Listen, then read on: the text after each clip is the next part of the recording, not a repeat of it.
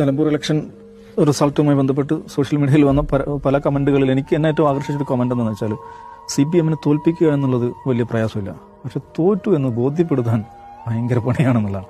ഈ ഇലക്ഷൻ റിസൾട്ടിന് ശേഷം ഇവരെടുക്കുന്ന പൊസിഷൻ ഇതാണ്. ഇങ്ങനെ നിലമ്പൂരിൽ തോറ്റിട്ടുണ്ട്, LDF CPM തോറ്റിട്ടുണ്ട്. അവർ വലിയ ഭൂരിപക്ഷത്തിനാണ്, ഷൗക്കത്തിൻ്റെ കൂടെ വോട്ട് കൂട്ടുകയാണെങ്കിൽ വലിയ വോട്ട് നഷ്ടമാണ്, വലിയ രീതിയിലാണ് അവർക്കെതിരായിട്ടുള്ള വിധി ചെയ്തിട്ടുണ്ടായിട്ടുള്ളത്. അതിനെ അംഗീകരിക്കുക, ഞങ്ങൾ ആ ജനവിധി അംഗീകരിക്കുന്നു, എന്താണോ വേണ്ട കറക്ഷൻസ് അത് ഞങ്ങൾ ചെയ്യാം എന്നുള്ളതാണ് സാമാന്യമായിട്ട് ജനങ്ങളോട് സംവദിക്കണമെന്ന് ആഗ്രഹിക്കുന്ന ഒരു പാർട്ടി ചെയ്യേണ്ടത്. പക്ഷേ അവർ സ്ഥിരം ചെയ്യുന്നത് പോലെ അവർ തോറ്റു കഴിഞ്ഞാൽ അതെന്താണ്, വർഗീയവാദികളുടെ വിജയമാണ്, തീവ്രവാദികളുടെ വിജയമാണ്. അത് വയനാട് പ്രിയങ്ക ജയിച്ചപ്പോൾ അങ്ങനെയാണ്, മലപ്പുറത്ത് കുഞ്ഞാലിക്കുട്ടി ജയിച്ചപ്പോൾ അങ്ങനെയാണ്, അത് തന്നെയാണ് നിലമ്പൂരിൽ സംഭവിച്ചിരിക്കുന്നത്. ഞങ്ങൾക്ക് വോട്ട് ചെയ്തില്ലെങ്കിൽ നിങ്ങൾ വർഗീയവാദികളാണ്, നിങ്ങൾ തീവ്രവാദികളാണെന്നാണ് പറയുന്നത്. അത് ഒരു കാര്യം കൂടെ ശ്രദ്ധിക്കണം, അത് എല്ലായിടത്തും തന്നെ പുതുപ്പള്ളിയിൽ തോറ്റാൽ അങ്ങനെ പറയില്ല, അത് വളരെ പ്രധാനമാണ്.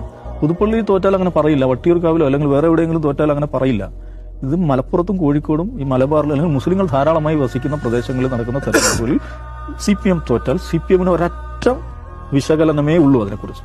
അതെന്താണ്, അത് തീവ്രവാദികളുടെ, ഞങ്ങൾ തോറ്റത് തീവ്രവാദികൾ അപ്പുറത്തെ തീവ്രവാദികളായതുകൊണ്ടാണ്, അല്ലെങ്കിൽ നിങ്ങൾ ജയിച്ചത് തീവ്രവാദികളുടെ വോട്ട് കൊണ്ടാണ്. ഇത് ഒരിക്കൽ പറയുന്നതല്ല സുകേഷ്, ഇത് നിരന്തരം, ഇതൊരു അവരുടെ ഒരു അടിസ്ഥാന പൊസിഷനായിട്ട് ആ പാർട്ടി കൊണ്ടു നടക്കുകയാണ്. അങ്ങനെ അത് ഗുരുതരമായൊരു സാഹചര്യമാണ്. മുസ്ലിങ്ങൾ ധാരാളമുള്ള പ്രദേശങ്ങളിൽ പാർട്ടി പരാജയപ്പെടുന്നത് വടകരയിൽ തന്നെയാണ് സംഭവിച്ചത്. വടകരയിൽ തോൽവിയെക്കുറിച്ച് തന്നെയാണ് പറഞ്ഞത്. എന്ന് പറഞ്ഞാൽ ഞങ്ങൾക്ക് വോട്ട് ചെയ്യാത്തവർ തീവ്രവാദികളും വർഗീയവാദികളുമാണ് പച്ചയ്ക്ക് പറയുന്നത്. എന്ന് പറഞ്ഞാൽ വർഗീയത അല്ലെങ്കിൽ മതേതരം, നിങ്ങളൊരു മതേതരത്വത്തിന്റെ ടെസ്റ്റ് പാസ്സാണെങ്കിൽ ഞങ്ങളുടെ മതേതരത്വത്തിന്റെ മനകളിൽ ഞങ്ങൾ ഇങ്ങനെ കസേരയിട്ടിരിക്കുവാണ്.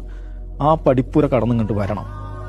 ഞങ്ങളുടെ മതേതര മനകളുടെ പടിപ്പുര കടന്നു വന്നവനെ ഞങ്ങൾ അംഗീകരിക്കുള്ളൂ, ഞങ്ങൾ മതേതരവാദിയായിട്ട് അംഗീകരിക്കുള്ളൂ എന്നാണ്